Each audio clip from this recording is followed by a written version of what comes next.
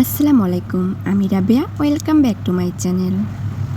আজ আমি আপনাদের সঙ্গে শেয়ার করব গ্রামের ঐতিহ্যবাহী সুস্বাদু তালের সুশি পিঠা।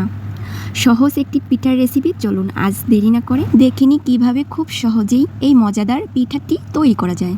প্রথমে একটি শুকনো প্যানে চালের গুঁড়া হালকা আছে ভেজে নিব। এরপর এই একই প্যানে কোরানো নারকেল হালকা করে ভেজে নিব।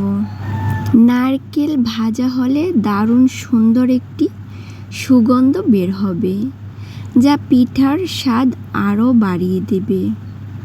এবার একটি বড় পাত্রে ভাজা চালের গুঁড়া নিন। এর সঙ্গে ভাজা নারকেল, স্বাদমতো লবণ, তালের ব্যাটার এবং পরিমাপ মতো চিনি দিয়ে ভালোভাবে মেখে নিব। আপনি চাইলে চিনির পরিবর্তে গুঁড়ো ব্যবহার করতে পারেন। মাখানোর পর যদি মনে হয় মিষ্টি কম হয়েছে, তাহলে আরও একটু চিনি ও তালের বাটার যোগ করে দিতে পারেন। এরপর ডো থেকে অল্প কিছু ডো নিয়ে হাতে লম্বা সুশির মতো একটি আকার দিয়ে নেব। তারপর একটি ঝাঁঝরি চামচের ওপর হালকা চাপ দিয়ে সুন্দর নকশা তৈরি করব। চাইলে কলা গাছের খোল বা ছাল দিয়েও নকশা করতে পারেন, এতে পিঠা দেখতে আরও আকর্ষণীয় লাগে। এবার রাইস কুকারে আমি কিছুটা পরিমাপ মতো পানি ফুটিয়ে নেব। আপনারা চাইলে একটি হাঁড়িতেও ফোটাতে পারেন।